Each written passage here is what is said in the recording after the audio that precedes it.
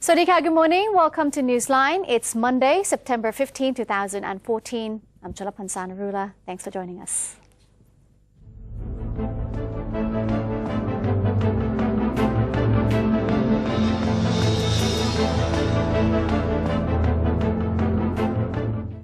Welcome to today's segment of Thailand Moves Forward, coming live to you on NBT as well as Radio Thailand, FM 88. Let's have a look at today's headlines. The Prime Minister has given an assurance that all government policies will materialize and result in concrete action within 1 year.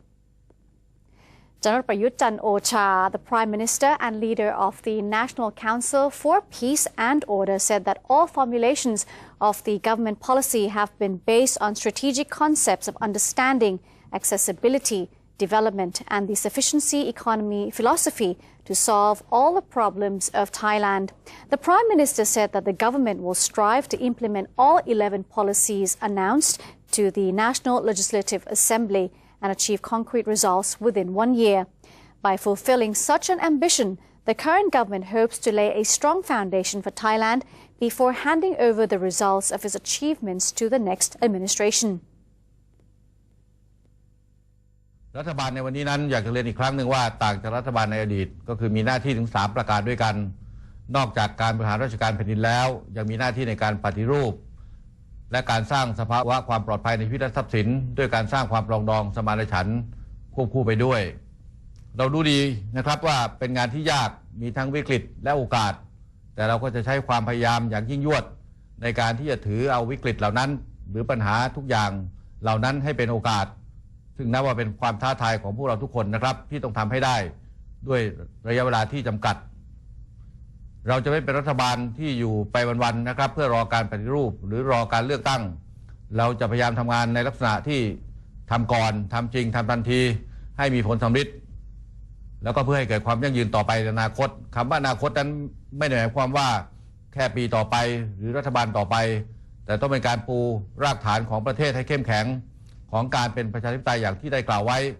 ช่วยกันเติมอิฐหินปูนทรายเหล็กจัดทำโครงสร้างให้เข้มแข็งไม่ล่มสลายลงอีกโดยเด็ดขาดพวกเราทุกคนคนไทยทุกคนต้องช่วยกันเป็นสถาปนิกนะครับแล้วก็มาช่วยก่อสร้างประเทศชาติกันใหม่ให้ถาวรแล้วก็ยั่งยืนตลอดไปทุกคนมีความสุขนะครับหากพวกเราGeneral Prayut also gave assurances that the present government is different from all previous governments as it is tasked not only with the administration of the country, but also to bring about reforms and to promote security and safety in Thailand.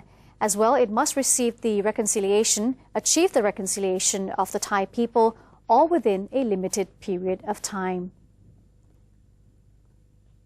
The fight against corruption has been cited as the core of Thailand's national reform, and it has also been included in the national agenda. Kun Palada Muangsiri has the details. Prime Minister and head of the National Council for Peace and Order, or NCPO, General Prayut Chan-o-cha, said that the NCPO attaches great importance to anti-corruption efforts that have been added in all areas of national reform. The 11 significant areas in the reform agenda include politics, national administration, laws and the justice system, local administration, education, the economy, energy, public health and the environment, mass media, social affairs, and other matters. In his keynote address at the event Hand in Hand, organized by the Anti-Corruption Organization of Thailand, General Prayut stated that corruption led to political turbulence, social disparities, and suspicion among the people. Because of corruption, he said, the country's natural resources, which belong to all Thais, were taken by certain groups of people. This problem must be rectified urgently, since it affected the welfare and living conditions of the general public. In this regard, he said, the government alone could not bring this problem under control. all sectors of Thai society must offer a helping hand and cooperate in pulling the country out of corruption. General Prayut suggested that the sufficiency economy philosophy, initiated by His Majesty the King, and good governance principles should be adopted as serious practices. Following sufficiency economy principles mean exercising moderation and reasonableness while developing an immune system against the risks that arise from internal or external changes. This will help strengthen Thailand's capability for development and bring about stability in a steady manner. Chairman of the Anti-Corruption Organization of Thailand, Pramon Suthiwong, stated that 2014 is significant, as it is the year when Thailand starts to conduct major historical reforms. In order to wipe out corruption, the fight against corruption must be reformed as well. In this regard, he said, reconciliation must be promoted between the business and government sectors so that they will work hand in hand to eliminate corruption practices from Thai society. This is Palada Muangsiri reporting. Thanks to Kun Palada. Prime Minister Prayut Chan-o-cha is planning to make his first official overseas visit to neighbouring countries in Southeast Asia before the end of October. Deputy Foreign Minister Don Paramat Vinay said that General Prayut is now planning his overseas trip to introduce himself to international governments after being elected and royally endorsed as Thailand's 29th Prime Minister. Mr. Don said that the first trip of the Prime Minister will likely take place during the end of September or in early October. He added that Myanmar is going to be the first international destination to be visited by General Prayut Chan-o-cha as the country is currently the chair of the Association of Southeast Asian Nations. After Myanmar, the Deputy Foreign Minister said that the Prime Minister will be travelling to visit Malaysia. The National Legislative Assembly is expressing its support to the Prime Minister's push for the passing of an inheritance law. NLA member Tawisak Sootkawatin said that the Assembly's Committee on Economics and Finance are going to look at the draft inheritance tax collection law which Prime Minister Prayut Chan-o-cha announced in the statement as one of the policies that must be implemented before the end of the year. Mr. Tawisak said that the NLA Committee on Economics and Finances are reviewing the details of the draft before presenting to the Assembly for deliberation, while NLA members are supposed to gather basic information for the upcoming debate. Mr. Somchai Sawangkan, another NLA member, believes the draft law will be passed within the planned time frame as parts of the reform to make Thailand's tax system meets the international standards. He added that the current tax system of the country has been exploited by some groups of people and new laws will help narrow the gap within the society.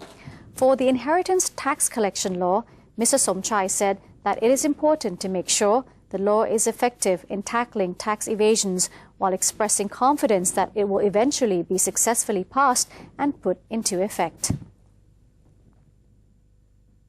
The Minister for Agriculture and Cooperatives travelled to Ayutthaya province to inspect the inundation that was caused by recent heavy rainfall. Mr. Pitipong Phungbun Ayutthaya, the Agriculture and Cooperatives Minister with his party, inspected the Royal Irrigation Department office in Bangban, Ayutthaya. Afterwards, a travel to Mai Kopchao Temple in Kopchao Sub-District to observe the rice paddies and the Royal Irrigation Project. From then, they travel further to Sena District to inspect the flooding situation. At Chao Phraya Chayanat Reservoir, there were 629 cubic meters of water flow each second. Still, the water level remains 1.6 meters below the waterline. At Bang Luang Canal, 317 cubic meters of water flows each second, with 0.67 meters still remaining below the waterline. And at Bang Ban Canal, 59 cubic meters of water flows each second, and it currently has 1.25 meters below the waterline. Meanwhile, the flood situation in Phichit is still critical, with 3 districts having been affected by floods so far. The province's main river Yom continues to overflow. The 3 flood-affected districts include Sam Ngam, Po Patap Chang, and Bung Narang. 15 houses in Bung Narang have been submerged by the flood waters from the first 2 districts, Although the floodwater level is not as high as the previous year, it has prevented people from using roads and damaged some farmland. One of the most affected sub-districts, Bang Rai, is affected by flooding and drought every year. Residents there had to live on the roads during the flooding last year. Authorities are quickly providing relief efforts. As the north has been hit by heavy rain, the south has been affected by drought. And now the southern border province of Yala will ask the Ministry of Agriculture and cooperatives to conduct artificial rains during this period after it was hit by the dry weather for more than 6 months. Nakhon Yala Mayor Pongsak Yingchanom Charoen said drought affected the province's tap water production for more than 16,200 people in the Yala municipality district have now been affected. The municipality now produced tap water by 50% of its capacity since the water level of Pattani River, the main source of water, was very low. The municipality earlier asked the Banglan Dam to provide raw water, but was refused. The dam said it had only 24% of water and it had to provide water to help Pattani province tackle the problem of salty water. Yala province said it needed artificial rains during this period before monsoons arrived in November and December. The Commerce Ministry is planning to sell more of the pledged rice in the government warehouse via the roadshows in China. According to the Director General of the Foreign Trade Department, Dongporn Ratpaya, this week Deputy Commerce Minister Apiradi Tantraporn is leading a delegation to take part in China ASEAN Expo in the city of Nanning in Guangxi, China. The ministry will showcase Thailand's famous jasmine rice at the event in its bid to penetrate the Chinese rice market and reclaim the #1 rice exporting nation spot. High grain prices and contamination issues have knocked Thailand back to 3rd place, that is behind Vietnam and Pakistan, as China's top rice exporter. China is one of the world's top importers of rice. It imports an average of 2.95 million tons of rice a year, 2/3 of the amount, or 66% from Vietnam, 22% from Pakistan, and only 10% from Thailand. Chiang Mai Province has opened the first Human Resources Development Institution for spa and massage industry in the northern region in the hope to develop Thai therapists to international standards. Deputy Governor of Chiang Mai, Charoen Sat, presided over the opening ceremony of the institution, which provides standardized courses on holistic spa and massage therapy for the first time in the north. The institution targets people who want to work as therapists, specialized in Thai and general massage therapy, Thai spa, and Western spa as well. The institution hopes to produce quality therapists to meet demands of both domestic and the international markets, as well as the AEC.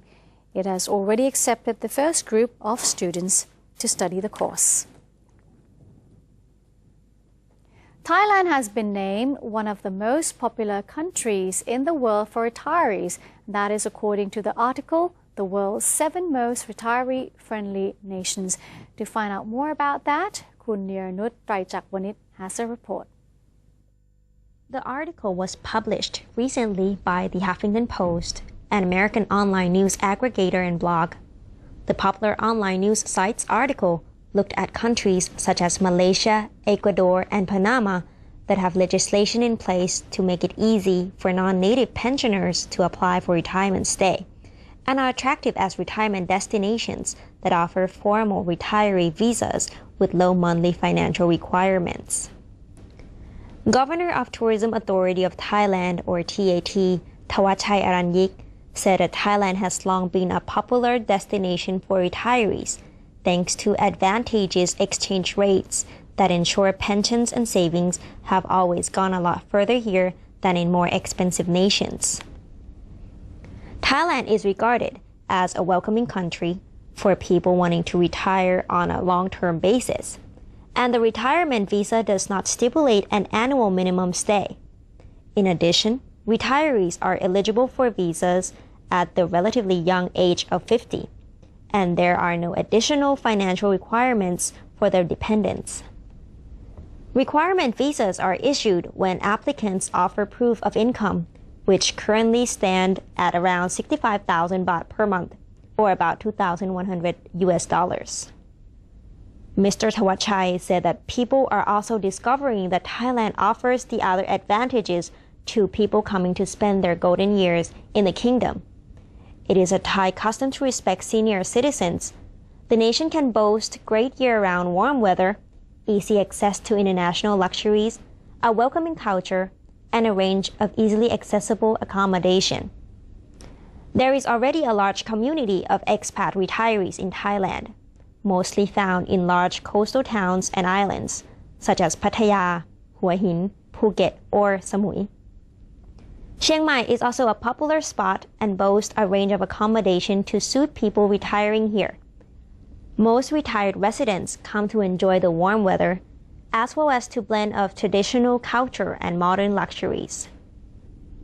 In 2013, Thailand welcomed a total of 26.5 million visitors, representing an increase of 18.76% over 2012. Tourists spent an average of $150 per day in 2013. From January to July 2014, Thailand welcomed 13.6 million visitors. In order to encourage more tourist arrivals, Thailand is offering a 3-month tourist visa fee waiver for holders of Chinese and Chinese Taipei passports from August 9th to November 8, 2014. The nation also allowed a 30-day extension of stay for visitors from 48 countries and 1 territory. In addition, international tourists visiting Thailand can now avail themselves of a special online insurance coverage scheme known as Thailand Travel Shield, set up by the TAT in cooperation with 4 Thai insurance companies. Niranut Traijakwanit reporting. In today's segment of Now or Never, Dr. Yongyut Mayalab, the civilian spokesperson of the National Council for Peace and Order, will talk about the informal debt situation in Thailand and the NCPO's measures to tackle the issue. Let's have a look now.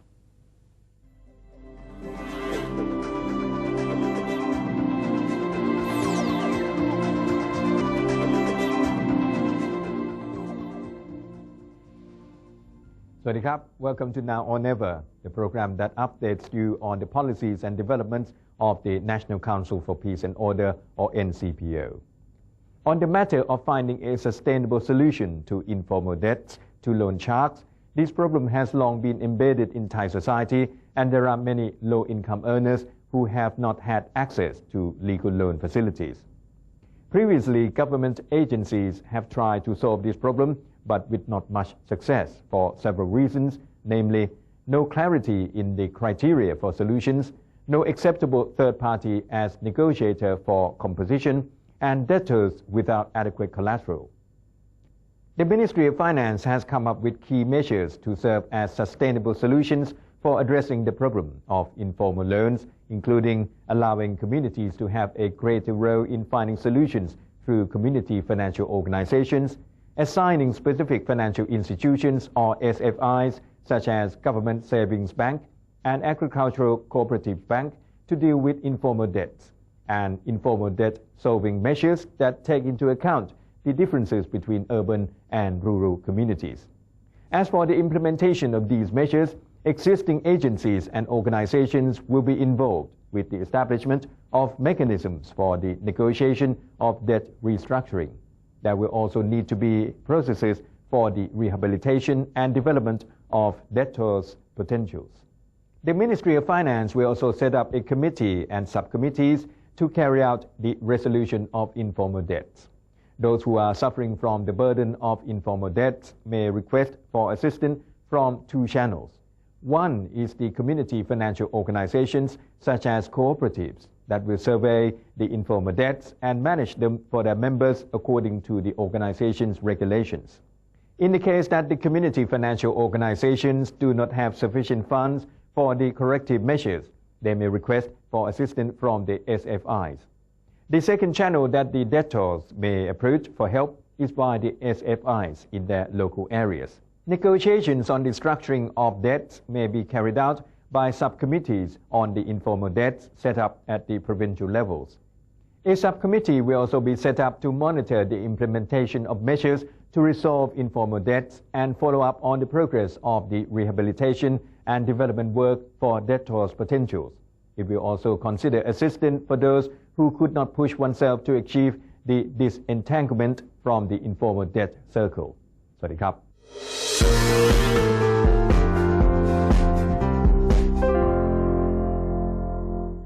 And that's it for Thailand Moves Forward.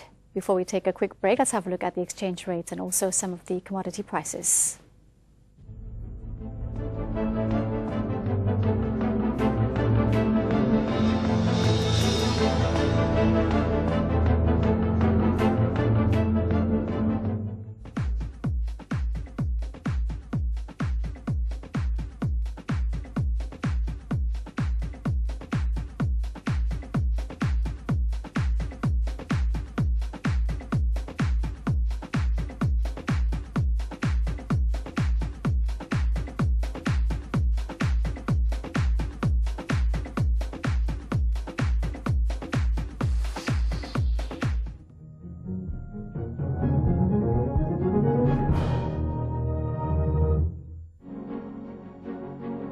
Open the world of information. Embrace public participation. Present Thainess to the world. New dimension of the government's public relations. The 81st anniversary of Public Relations Department. Creative media for society and mobilizing Thailand towards the ASEAN community.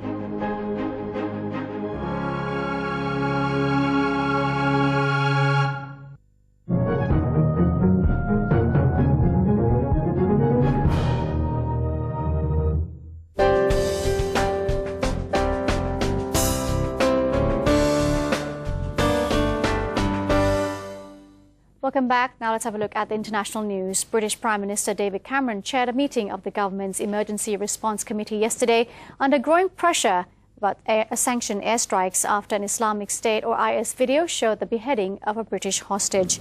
Footage of the murder of David Haines by IS militants fighting in Iraq and Syria means Cameron is under pressure to get much tougher with IS.